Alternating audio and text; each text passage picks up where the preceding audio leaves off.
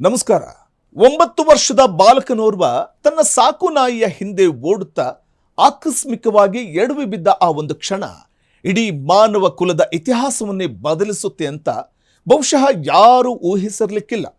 ಹೌದು, 2008ರಲ್ಲಿ ದಕ್ಷಿಣ ಆಫ್ರಿಕಾದ ಮಲಾಪಾ ಗುಹೆಯ ಹತ್ತಿರ ಮ್ಯಾಥ್ಯೂ ಬರ್ಗರ್ ಎಂಬ ಹುಡುಗ ಆಕಸ್ಮಿಕವಾಗಿ ಎಡವಿ ಬಿದ್ದ ಆ ಕ್ಷಣ ವಿಜ್ಞಾನ ಲೋಕವನ್ನೇ ಬೆರಗುಗೊಳಿಸುವಂತಹ ದೊಡ್ಡ ಆವಿಷ್ಕಾರಕ್ಕೆ ನಾಂದಿ ಹಾಡಿತು.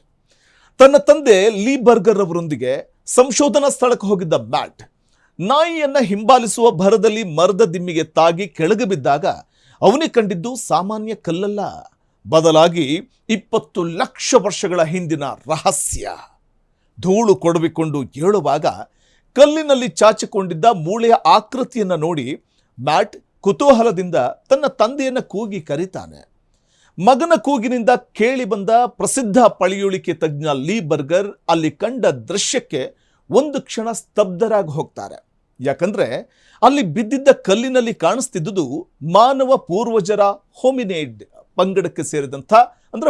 ಪಂಗಡಕ್ಕೆ ಸೇರಿದ ಅಪರೂಪದ ಕೊರಳು ಮೂಳೆಯಾಗಿತ್ತು. ಇಷ್ಟೇ ಅಲ್ಲದೆ ಆ ಕಲ್ಲನ್ನ ಮಗುಚಿ ನೋಡಿದಾಗ ಅವ್ರಿಗೆ ಸಿಕ್ಕಿದ್ದು ಹಲ್ಲುಗಳಿರುವ ಕೆಳದವಡೆಯ ಭಾಗ. ಇದು ಸಂಶೋಧಕರ ಪಾಲಿಗೆ ಅಕ್ಷರಶಃ ನಿಧಿಯೇ ಸಿಕ್ಕಂತಾಗಿತ್ತು. ಈ ಒಂದು ಆಕಸ್ಮಿಕ ಘಟನೆಯಿಂದ ಜಗತ್ತಿಗೆ ಪರಿಚಯವಾದ ತಳಿಯೇ ಆಸ್ಟ್ರಲೋಪಿಥೆಕಸ್ ಸೆಡಿಬಾ. ಸುಮಾರು 1.98 ಮಿಲಿಯನ್ ವರ್ಷಗಳ ಹಿಂದೆ ಜೀವಿಸಿದ್ದ ಈ ಪ್ರಭೇದವು ನಾವಿಂದು ಇರುವ ಆಧುನಿಕ ಮಾನವ ಸ್ವರೂಪಕ್ಕೆ ನೇರ ಸಂಪರ್ಕ ಕೊಂಡಿಯಾಗಿರಬಹುದು ಅಂತ ವಿಜ್ಞಾನಿಗಳು ಅಂದಾಜಿಸಿದ್ದಾರೆ.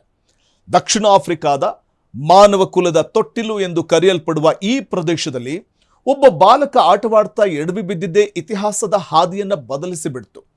ಇಡೀ ದಶಕದ ಅತ್ಯಂತ ಮಹತ್ವದ ಸಂಶೋಧನೆ ಅಂತ ಗುರುತಿಸಲ್ಪಟ್ಟ ಈ ಪಳೆಯುಳಿಕೆ ಮಾನವ ವಿಕಾಸದ ಹಾದಿಯಲ್ಲಿ ಹೂತು ಹೋಗಿದ್ದ ಹಲವು ಪ್ರಶ್ನೆಗಳಿಗೆ ಉತ್ತರ ನೀಡಿದೆ. ಅಂದು ಮಧ್ಯಾಹ್ನ ಅಂದರೆ ಮ್ಯಾಥ್ಯೂಗೆ ಬಿದ್ದಂತಹ ಆ ಏಟು ನೋವನ್ನು ತಂದಿರಬಹುದು, ಆದರೆ ಅದು ಇಡೀ ಮಾನವ ಕುಲದ ಉಗಮದ ಕಥೆಯನ್ನೇ ಜಗತ್ತಿಗೆ ಸಾರುವಂತೆ ಮಾಡಿತು. ನಿಸರ್ಗವು ತನ್ನ ಒಡಲಲ್ಲಿ ಅಡಗಿಸಿಟ್ಟಿದ್ದ ಈ ಮಹಾನ್ ರಹಸ್ಯವನ್ನ ಹೊರತೆಗೆಯುವುದಕ್ಕೆ ಒಬ್ಬ ಮಗುವಿನ ಕುತೂಹಲವೇ ಬೇಕಾಯಿತು ಅನ್ನೋದು ನಿಜಕ್ಕೂ ಆಶ್ಚರ್ಯದ ಸಂಗತಿ. ಮ್ಯಾಟ್ ಕಾಳಜಿ ವಹಿಸಿ ಆ ಕಲ್ಲನ್ನು ಗಮನಿಸದೇ ಇದ್ದಿದ್ರೆ ಈ ಅಮೂಲ್ಯ ಪಳೆಯುಳಿಕೆ ಇವತ್ತಿಗೂ ಮಣ್ಣಿನಲ್ಲೇ ಮರೆಯಾಗಿ ಉಳಿತಿತ್ತು. ಹೀಗೆ ಆಕಸ್ಮಿಕವಾಗಿ ಸಿಕ್ಕ ಒಂದು ಕಲ್ಲು ಇವತ್ತು ನಾವು ಯಾರು ಮತ್ತು ಎಲ್ಲಿಂದ ಬಂದೆವು ಎಂಬ ಇತಿಹಾಸದ ಸತ್ಯವನ್ನ ನಮಗೆ ತಿಳಿಸ್ಕೊಟ್ಟಿದೆ. ನಿಜಕ್ಕೂ ಇದು ಆಟದ ಭರದಲ್ಲಿ ಸಿಕ್ಕ ಇತಿಹಾಸದ ಉಡುಗೊರೆ.